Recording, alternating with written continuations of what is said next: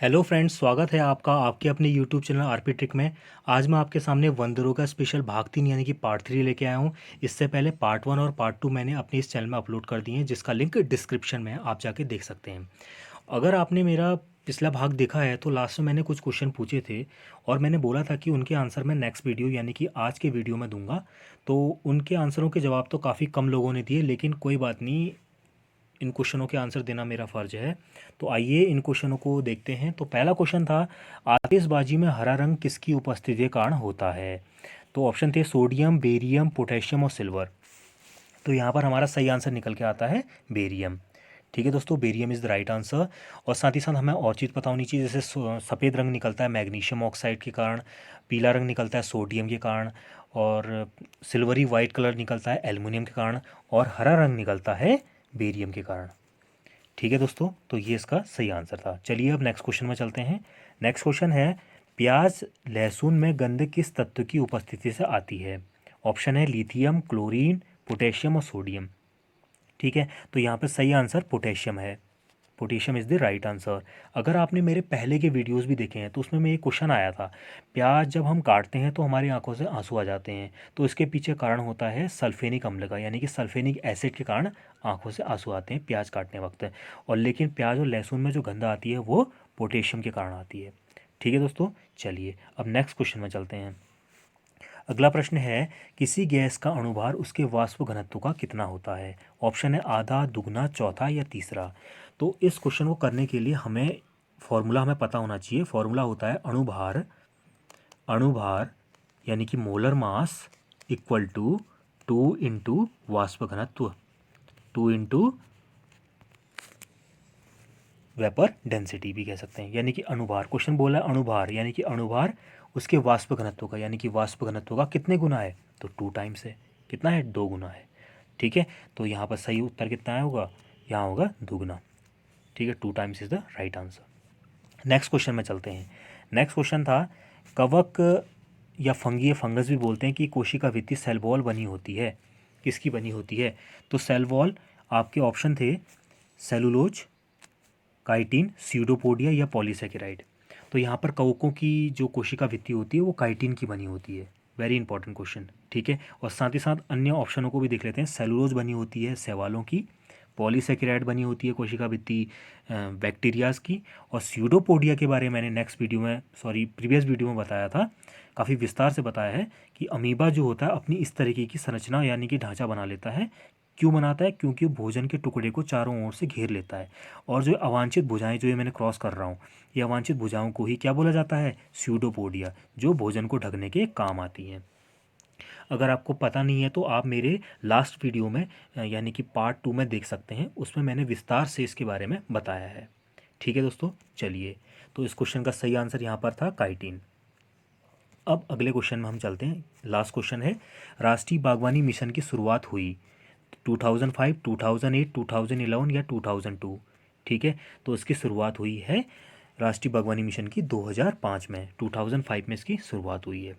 ठीक है दोस्तों, तो ये तो थे प्रीवियस वीडियो के जो होमवर्क में मैंने क्वेश्चन दिए थे आपको। ठीक है, चलिए आज हम अपना मेन पार्ट, जो मेन क्वेश्चन है वो स्टार्ट करते हैं। इन मेन क्वेश्चनों को स्टार्ट करने से पहले एक बार फिर मैं आपको बताना चाहूँगा कि इस वीडियो के आखिरी में मैंने टेस्ट लिया है, जिसके आंसर आप मुझे कमेंट बॉक्स में ज़रूर देंगे। ठीक है दोस्तों, चलिए आज इन क्वेश्चनों को स्टार्ट करने से पहले पहला क्वेश्चन है, उस शैवाल का नाम जिसे सूक्ष्मदर्शी की सहायता से देखा जाता है। ठीक है, name of the algae that is seen with the help of microscope. Microscope की सहायता से किसे देखा जाता है? कौन सा सवाल है? तो उसका नाम है क्लेमाइडोमोनाज। ठीक है, क्लेमाइडोमोनाज इज द राइट आंसर। अब मैं अगर थोड़ा शैवालों के बारे में आपको बता दूं, तो शैवाल क्या होते हैं? इनके पास सेल वॉल यानी कि कोशिका भित्ति होती है, जो सेलुलोज की बनी होती है, तथा इनमें जो भोजन जो होता है, ये संग्रहण अपना भोजन स्टार्च के रूप में करते हैं। ठीक है, और हम जो इंसान होते हैं अपना भोजन ग्लाइकोजन के रूप में, यकृत में हमारा संग्रहित रहता है। ठीक है, और जैसे हम कॉलोनियों में रहते हैं, तो ये जो शैवाल होते हैं ये भी कॉलोनी में रहते हैं, और जो कॉलोनियों में शैवाल रहते हैं उनको बोला जाता है वोल्वॉक्स, VOLOVOX। ठीक है, वोल्वॉक्स नाम से उन्हें जाना जाता है। और जो सूक्ष्मदर्शी की सहायता से देखे जाते हैं शैवाल, उन्हें बोला जाता है क्लेमाइडोमोनाज बोला जाता है। ठीक है दोस्तों, तो ये थी जानकारी इस क्वेश्चन की। चलिए अब नेक्स्ट क्वेश्चन में चलते हैं। अगला प्रश्न हमें बोल रहा है कि पादप जगत को कितने भागों में बांटा गया है। How much is the plant kingdom divided. ठीक है, प्लांट किंगडम को कितने पार्ट में बांटा गया है, तो ये है 2 टाइप्स, 2 भागों में। वो कौन कौन से हैं, एक है क्रिप्टो गेम्स, दूसरा है फेरेनो गेम्स। ठीक है, चलिए आइए क्रिप्टो गेम्स और फेरेनो गेम्स इनके बारे में थोड़ा जान लेते हैं। क्रिप्टो गेम्स में ये होता है कि इनमें ना तो बीज बनता है, न ही इनमें फूल आता है और न ही इनमें फल आता है।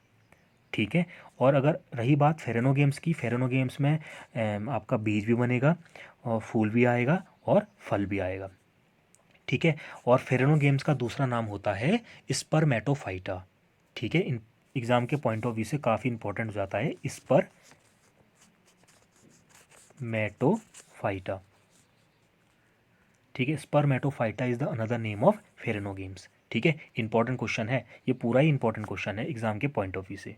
ठीक है दोस्तों, चलिए अब हम अगले क्वेश्चन पे चलते हैं। अगला क्वेश्चन है क्वेश्चन थर्ड, आठ जगत का वर्गीकरण सिद्धांत किसने दिया था, वर्गीकरण। ठीक है, who gave the classification of the eighth kingdom. ठीक है, एट्थ किंगडम का किसने दिया था। वैसे वर्गीकरण का सिद्धांत का सबसे पहले कैरोलस लीनियस ने दिया था, और आठ जगत का दिया है केवलर स्मिथ ने, केवलर स्मिथ ने 1987 में। ठीक है दोस्तों, 1987 में केवलर स्मिथ ने इसके बारे में बताया है। अब चलते हैं हम अगले प्रश्न की ओर। अगले प्रश्न में हमें बता रहा है, ये भी अच्छा क्वेश्चन मुझे दिख रहा है, इंपॉर्टेंट क्वेश्चन। ठीक है, मस्तिष्क का कौन सा भाग पीयूष ग्रंथि को नियंत्रित करता है। Which part of the brain control the pituitary gland. ठीक है, इंपॉर्टेंट और अच्छा क्वेश्चन है।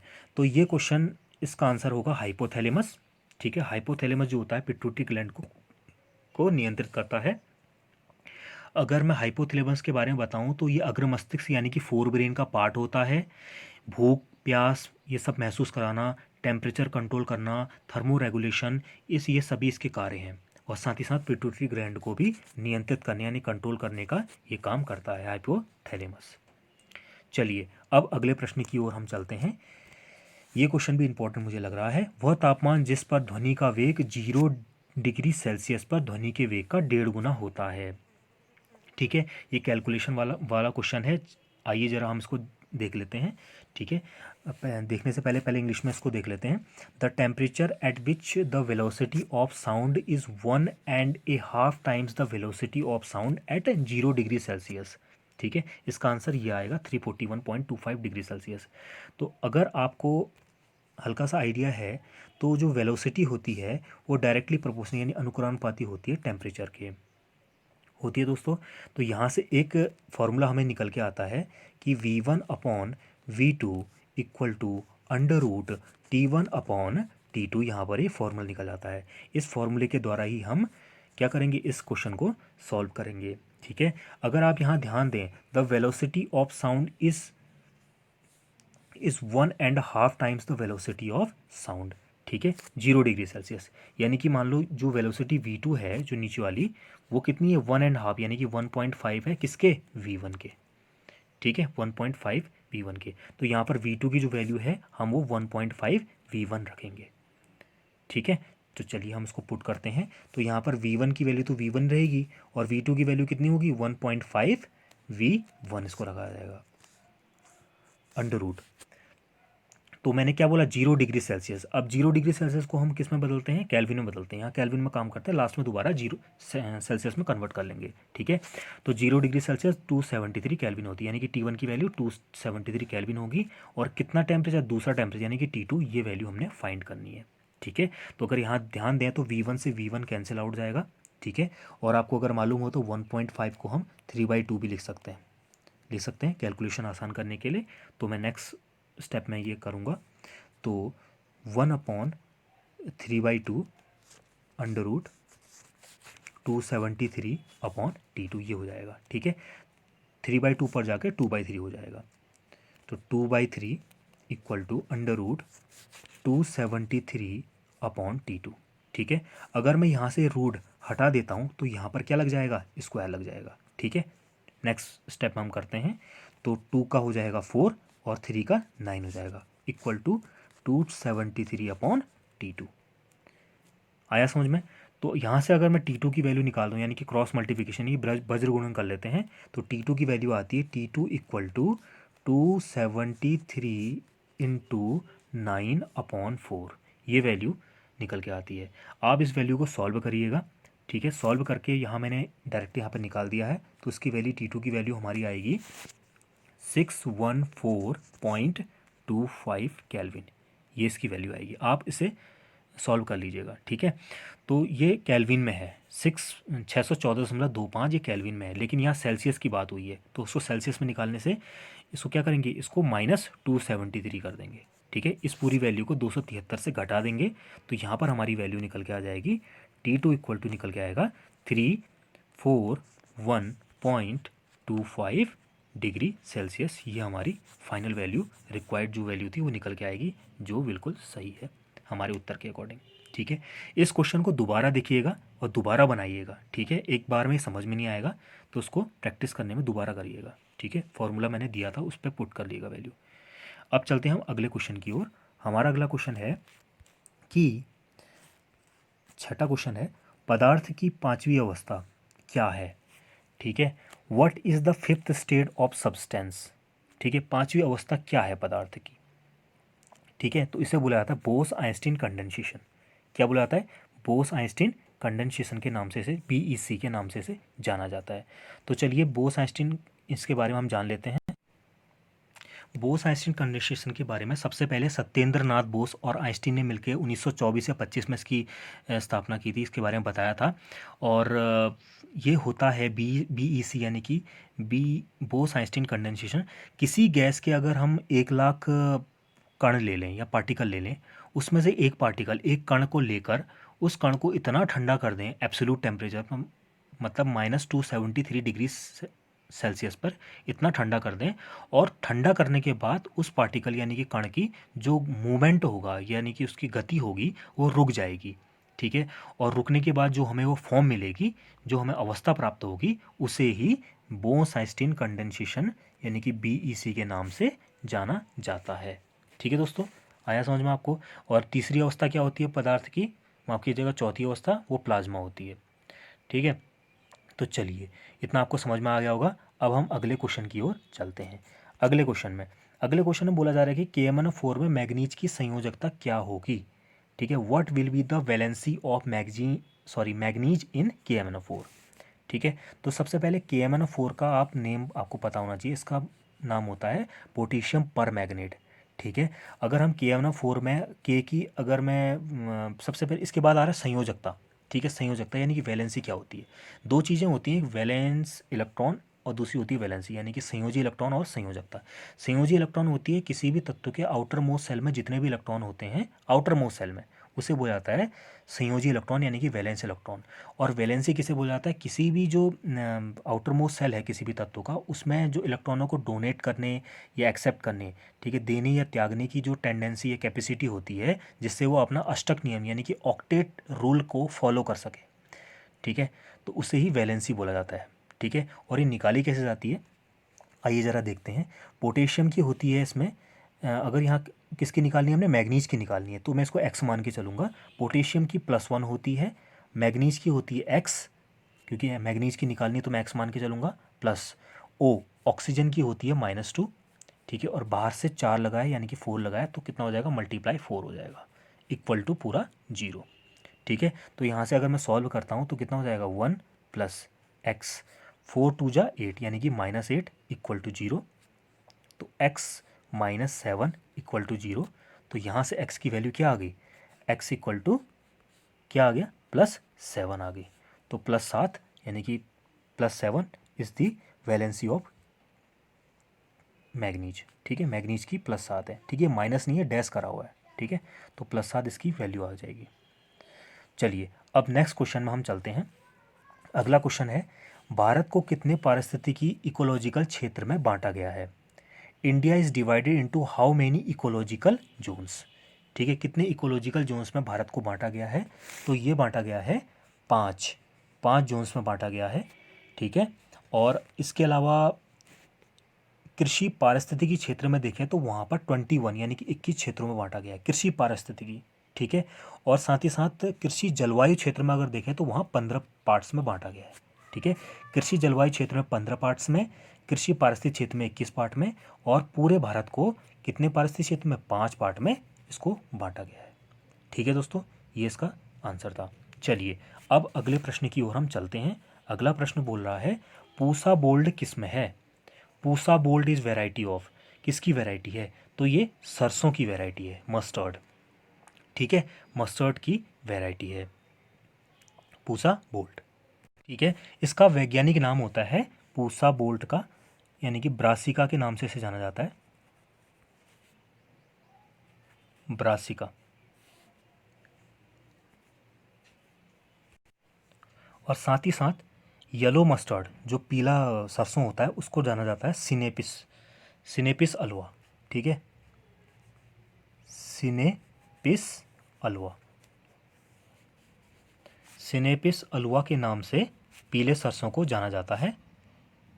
ठीक है, और सरसों को वैसे सरसों का वैज्ञानिक नाम होता है ब्रासिका से है ये रिलेटेड, और पीले सरसों का सिनेपिस अल्वा के नाम से जाना जाता है। इंपॉर्टेंट है एग्जाम पॉइंट ऑफ व्यू से। ठीक है, चलिए अब अगले प्रश्न की ओर हम चलते हैं। अगले प्रश्न में हमें बोला जा रहा है कि खरपतवार, खरपतवार विज्ञान का राष्ट्रीय अनुसंधान केंद्र स्थित है। ठीक है, खरपतवार विज्ञान का। ठीक है, तो खरपतवार विज्ञान का है जबलपुर मध्य प्रदेश में। ठीक है, अब यहाँ पर एक वर्ड आ गया खरपतवार। क्या होता है खरपतवार। ठीक है, अगर इसके बारे में हम जानें तो जैसे खेती जब हम करते हैं, खेती करने वाली जो फसलें होती हैं उनके बीच जो उगने वाली अनचाहे पौधे होते हैं। ठीक है, अनचाहे पौधे होते हैं जो फसलों की शुद्धता यानी कि प्योरिटी को ख़त्म कर देते हैं। ठीक है, उन्हें बोला जाता है खरपतवार। ठीक है, अनाप शनाप जो घास उग जाती है फसल के आसपास, जो प्योरिटी को ख़त्म कर देती है फसलों की, तो उसे बोला जाता है खरपतवार। ठीक है, इसका केंद्र कहाँ है, अनुसंधान केंद्र जबलपुर में। यहाँ क्या होती है, रिसर्च होती है खरपतवारों पर। ठीक है, 1989 में आई थिंक इसका स्थापना हुई थी। ठीक है, अगर वो उतना क्लियर नहीं है लेकिन आप मुझे कमेंट बॉक्स में इसका आंसर बताइएगा। 1989। ठीक है, खरपतवार केंद्र। चलिए ये क्वेश्चन पूरे हो गए हैं, अब हम चलते हैं सीधे टेस्ट की ओर। ठीक है, जिसका आंसर आप मुझे कमेंट बॉक्स में करेंगे। ठीक है, टेस्ट को ध्यान से देखिए। निम्न में से किसका क्वथनांक उच्चतम है, फॉर्मिक अम्ल, जल, एसिटिक अम्ल या इथेनॉल। क्वेश्चन को ध्यान से देखिए, आंसर कमेंट बॉक्स में। अगला क्वेश्चन, मनुष्य में फॉलिक अम्ल की कमी से उत्पन्न होने वाला रोग, मेगालोब्लास्टिक एनीमिया, बेरीबेरी, डर्मेटाइटिस या इटाइटाई। आंसर कमेंट बॉक्स में। थर्ड क्वेश्चन, वर्गीकरण की सबसे छोटी इकाई कहलाती है, जाति, संघ, वर्ग या वंश। आंसर कमेंट बॉक्स में। अगला क्वेश्चन, गेहूं के दाने में नाइट्रोजन किस रूप में पाई जाती है। ऑप्शन है ग्लूटीन, लाइसिन, नाइट्रेट या जीन। आंसर कमेंट बॉक्स में। अगला क्वेश्चन, भारत को कितने पारिस्थितिकी यानी इकोलॉजिकल क्षेत्र में बांटा गया है। ये आई थिंक रिपीट हो गया है, फिर भी इसका आंसर मुझे आप दीजिएगा। 5, 10, 15 या 20। आंसर कमेंट बॉक्स में। अगला क्वेश्चन है, अभी तक कितने पोषक तत्व पौधों की वृद्धि के लिए आवश्यक पाए गए हैं। कमेंट माफ़ कीजिएगा, ऑप्शन है 20, 16, 30 या 18। आंसर कमेंट बॉक्स में। अगला क्वेश्चन, खरपतवार विज्ञान का राष्ट्रीय अनुसंधान केंद्र कहाँ स्थित है, भोपाल, जबलपुर, पुणे या नई दिल्ली। आंसर कमेंट बॉक्स में। और लास्ट क्वेश्चन है, प्रकाश संवेदनहीन फसल है, प्रकाश संवेदनहीन फसल कौन सी है, मक्का, गेहूं, धान या अरहर। आंसर कमेंट बॉक्स में ज़रूर करिएगा। तो दोस्तों आज ये इतने क्वेश्चन थे, आपको ये वीडियो कैसा लगा। ठीक है, लाइक करिए, शेयर करिए, सब्सक्राइब करना ना भूलें। ठीक है, सब्सक्राइब करने से मोटिवेशन मिलता है, और मोटिवेशन मिलने के बाद मैं अच्छी अच्छी ट्रिकें और सीरीज जो चल रही है इसको और बेहतरीन ढंग से आपके सामने लाऊंगा। तो तब तक के लिए मुझे इजाज़त दे दें। धन्यवाद।